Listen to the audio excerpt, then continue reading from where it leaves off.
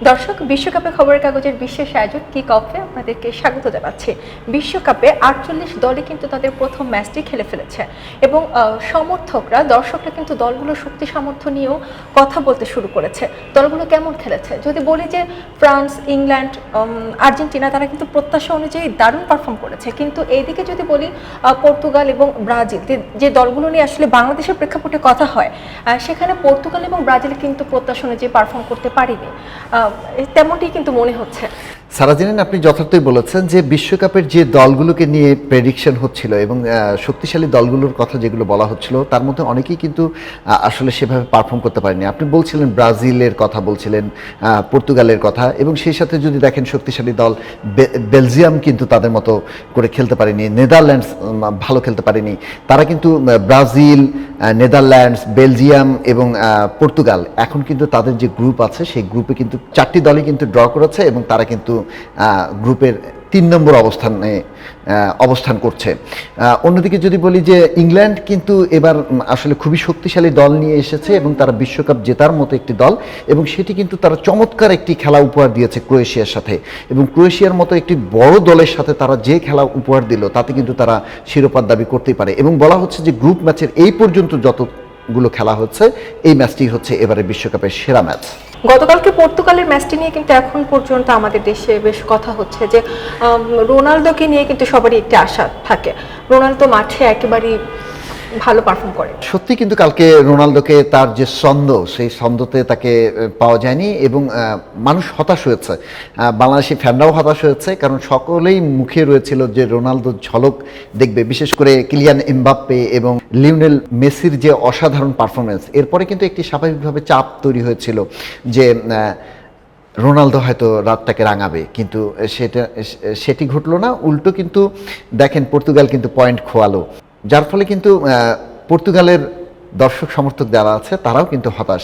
তারা প্রত্যাশা করেছিল যে রোনালদো ভালো খেলবেন এবং গোল করবেন, এরকম একটি প্রত্যাশা ছিল। তবে এটাই শেষ নয়, রোনালদো তাই বলেছেন যে এখানেও শেষ নয়, সামনে আরও যেতে হবে। পরবর্তী ম্যাচগুলোতে আসলে দেখার বিষয় যে রোনালদো কেমন খেলেন, তার উপরেই কিন্তু নির্ভর করবে পর্তুগালের আগামীর যাত্রা। অনেকে কিন্তু আবার এটিও বলছেন যে অনেক সময় চ্যাম্পিয়ন দলগুলো শুরুর দিকে একটু পিছিয়ে পড়ে। আর্জেন্টিনার সঙ্গে তুলনা করছে 2022 বিশ্বকাপে আর্জেন্টিনার প্রথম ম্যাচ কিন্তু সৌদি আরবের মতো একটি দলের সঙ্গে হেরে গিয়েছিল।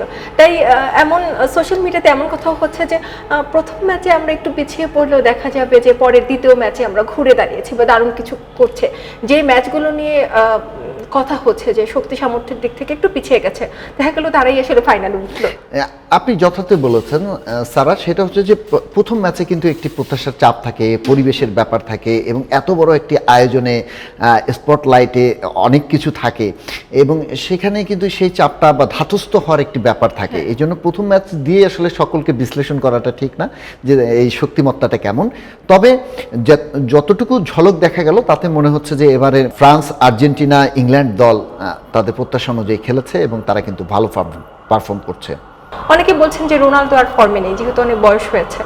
কি মনে হয়, রোনালদো কি ফিরবে পরবর্তী ম্যাচে তার সেই আগের ধারায়? দেখেন, রোনালদো কিন্তু বিশ্ব সেরা প্লেয়ারদের একজন, এবং 2 দশক ধরে কিন্তু সে তার ফর্ম কিন্তু জিয়ে রেখেছে, এবং এখনও কিন্তু সে পেশাদার ফুটবল লিগে কিন্তু তার দারুণ খেলছে, এবং তার কিন্তু ফিটনেসের কিন্তু ঘাটতি নেই। এখনও তার যে খেলার যে আগ্রহ সেটার কিন্তু বিন্দুমাত্র ঘাটতি নেই। হয়তো কোথাও একটু ছন্ন ছাড়া লেগেছে তাদের মিডফিল্ড, এবং এই যে একটু বোঝাপড়ার একটু সমন্বয়ের অভাব দেখা দিয়েছিল, এবং সেটাই কিন্তু আসলে প্রভাব ফেলেছে মাঠে। আজ রাত 10টায় চেক প্রজাতন্ত্র এবং দক্ষিণ আফ্রিকার খেলা, এই ম্যাচটি নিয়েও কিন্তু বাংলাদেশের কিছু মানুষের আগ্রহ রয়েছে।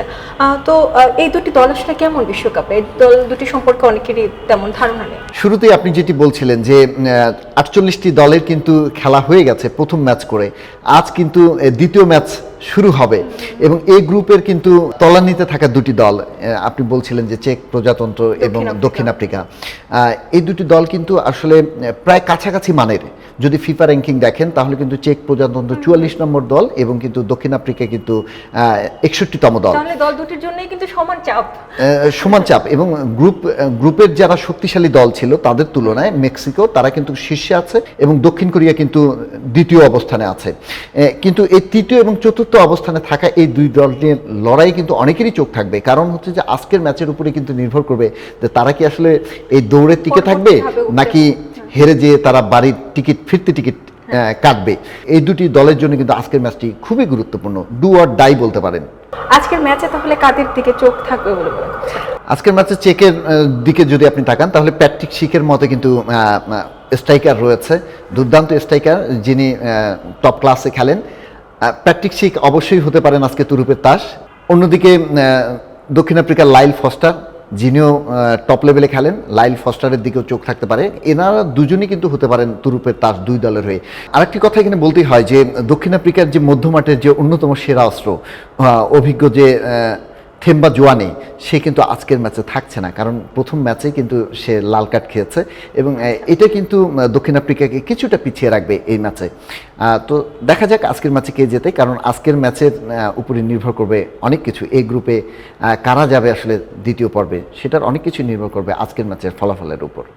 ফুটবল বিশ্বকাপ কিন্তু অনেকটা ম্যারাথনের মতো, প্রথম ম্যাচ দেখেই কিন্তু পুরো বিশ্বকাপে তারা কেমন পারফর্ম করবেন সেটা কিন্তু আগেভাবে নির্ধারণ করা যায় না, কারণ ফুটবল বিশ্বকাপ কিন্তু একটু আনসার্টেন একটি বিষয়। দর্শক এবার দেখার পালা যে যে দলগুলোর প্রতি সমর্থকদের প্রত্যাশা রয়েছে তারা প্রত্যাশা পূরণ করতে পারে কিনা।